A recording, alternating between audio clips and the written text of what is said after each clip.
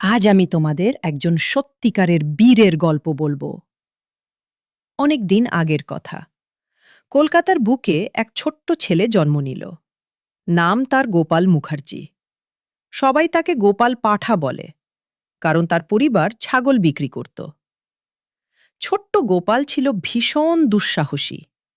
পাড়ার সব ছেলেরা তাকে ভয় পেত না, বরং ভালোবাসত। কারণ গোপাল সব সময় দুর্বলদের পাশে দাঁড়াত।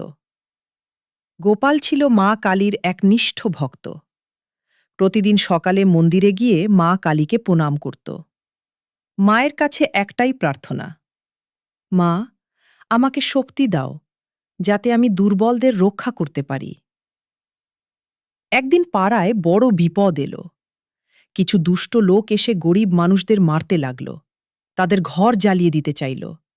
সবাই ভয়ে পালাচ্ছে, কিন্তু গোপাল পালালো না।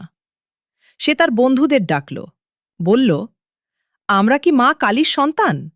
তাহলে ভয় কিসের? গোপাল আর তার দল একজোট হয়ে দাঁড়িয়ে গেল। তারা পাড়ার মানুষদের রক্ষা করল। দুষ্ট লোকেরা গোপালের সাহস দেখে পালিয়ে গেল। পাড়ার বুড়ো কাকু বললেন, গোপাল, তুই সত্যিই মা কালীর বীর সন্তান। গোপাল হেসে বলল, কাকু, মা কালী আমাদের শিখিয়েছেন, অন্যায়ের সামনে কখনো মাথা নত করো না। সেদিন থেকে গোপাল পাঠা হয়ে উঠলেন কলকাতার গর্ব, একজন সত্যিকারের বীর বাঙালি। তুমি কি শিখলে এই গল্প থেকে?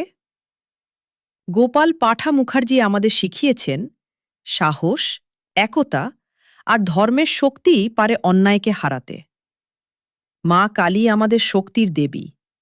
তিনি সেই মানুষকেই আশীর্বাদ করেন যে সত্যের জন্য লড়াই করে এবং দুর্বলদের পাশে দাঁড়ায়।